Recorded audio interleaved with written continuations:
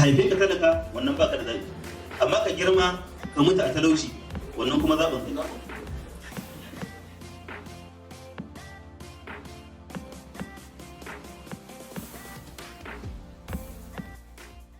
No, technology ba aikin yi zai rage ba, technology zai samar da aikin yi. Artificial intelligence zai samar da aikin yi ne, zai rage maka time din da kake batawa za ka yi wani abu.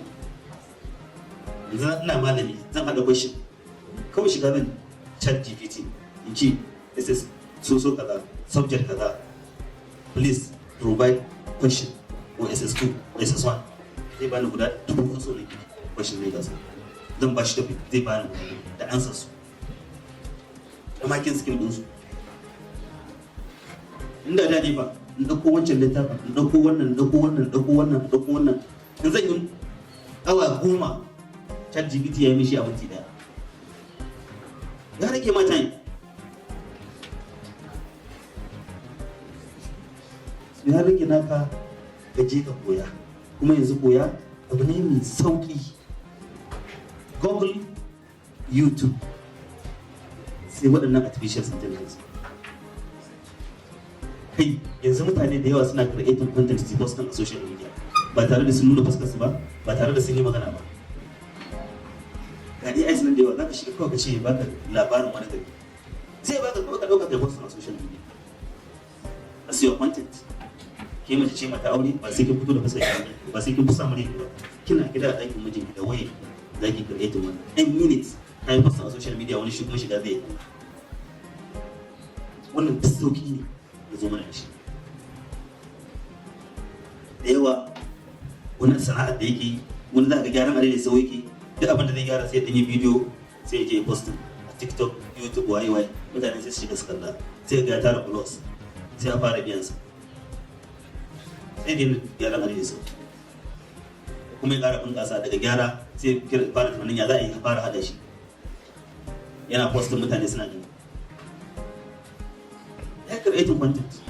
Wani malamin makaranta ne ma sai ke koyarwa sai dinga daukan solution, ya yi solution kaza, equation kaza, a gashi ya yi post a social media, wani ya kalla ya ka solution, yana creating content haka sai ga ya zama abin nan ya ma bar koyarwa. Domin social media kudin da yake cikin ta ba ɗan kaɗan ba ne. Mutane sun zama multi-billionaires da wannan kawai za su yi creating content su post wanda zai shiga ya ya za a yi kaza, ya ake kaza, how to do so, how will I do so, thousands of results. So abin da nake so ku gane shi ne duk abin da wani ya yi kai ma za ka yi. Kada ka kalli wani ka ce kai ba zan iya zuwa gurin wani ba, no. Shi da haka yake? Ba haka yake ba. Sa a ranka daga yau din nan ce ni wani daga yau nan da shekara 10, 15, 5 ni miliyoniya. Ka sa a ranka kuma za ka yi. Inda har ka bi matakin za ka yi. A haife ka talaka wannan baka da zaɓi, amma ka girma ka mutu a talauci wannan kuma zaɓin ka.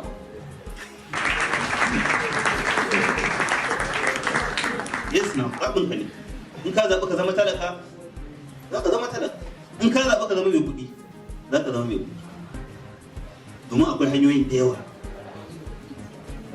kuma duk wanda ya bi hanyar Allah zai taimaka zai bashi. So kar ka ga wani wai abu wai ba za ka iya ba. Kullum abin da ya kamata ka sani shine ba za ka tafi straight. Dole za ka tafi wataran a taɗo ka nan, wataran ka haɗe can, wataran ka ji kamar ma ba za ka iya ba, wataran ka yi kaza, haka za ka yi ta yi har sai ka kai ga hanyar da take ita za ta zama mai da kai ka zama ka ci mahora. Sannan kada maganar wani ko zancen wani ya discouraging ɗinka daga niyyar da ta zama wani abu.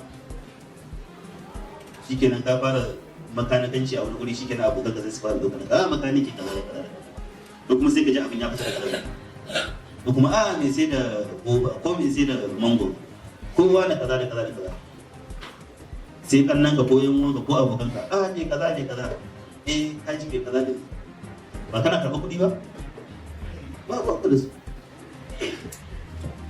Kana jin mai kunya ana ma dariya ko kana jin kunya wata sana'a, nan gaba sai ka zo ka zama wannan dariyar da ake ma ka zama me ka zama kuɗi.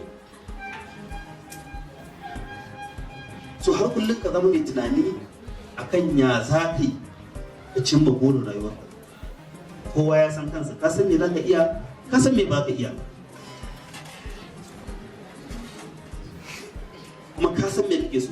Saboda duk business din da za ka yi ya zama da cewa kana son sa, kana da passion a kai. Idan kana da passion a kai, to wannan business din naka zai dore. Domin me za ka yi kokari ka yi producing product din da yake very very good and qualitative, domin kana son abin a ranka, ko da ba kuɗi ko da ba ka ci riba. Wannan kuma shi yake zama ka zama very consistent akan abinka, kuma kana ba mutane abin da suke so, kana duba su ya customers ɗinka, su a nan kuma za ka samu, za ka zama kaci a cikin abin da suke so. Amma muddin ba ka son sana'a, to fa ba za ka taɓa yin ta yadda ya kamata ba. Muddin za ka sa kuɗi a ranka daga farko, to fa ba za ka sami yadda kake so. Akwai business ɗin da haɗuwa za ka yi ta yi, amma me kai kana da target. Kana so mutane su san ka akan wannan abu, su san ka iya. Ko da ba za ka samu riba ba, za ka yi kokari ka cika da kuɗinka domin ka yi shi yadda yake quality da kyau. Wani ya gani zai ce waye wannan abu, za a ce wani. So a nan gurin kuma sai ka samu abin da kake so. Makarar ka zo kana sana'a ka lullaba mutane abin da ba shi kenan ba ka ba su, idan kai wannan ka kashe kanka. Yayin da na sai a baguranka ban ji daɗi ba, ba zan dawo ba, ba zan sa wani zai siya ba. Amma idan kai abu mai kyau, duk wanda ka sayarwa ya zama mai tallanka. Wani ko ba a gani ba zai ce kai ku je gurin wani ku sai abu kaza, na sai abu kaza ya yi kyau, na sai abu kaza ya yi daɗi, na sai abu kaza mai kyau ne mai inganci. Kai baka sani ba ya yi ma talla. Domin me ka ba shi abin da yake mai kyau har a cikin zuciya kuma ka sani. So duk business da za ku yi, ku tabbatar kun tsaya kun dage a kan shi, kuma kun ba wa mutane abin da suke so. Wannan shi zai sa business ɗin ka yi dore. Amma in dai za ka yi almundahana, za ka yi alkus, to fa ba inda za ka ci.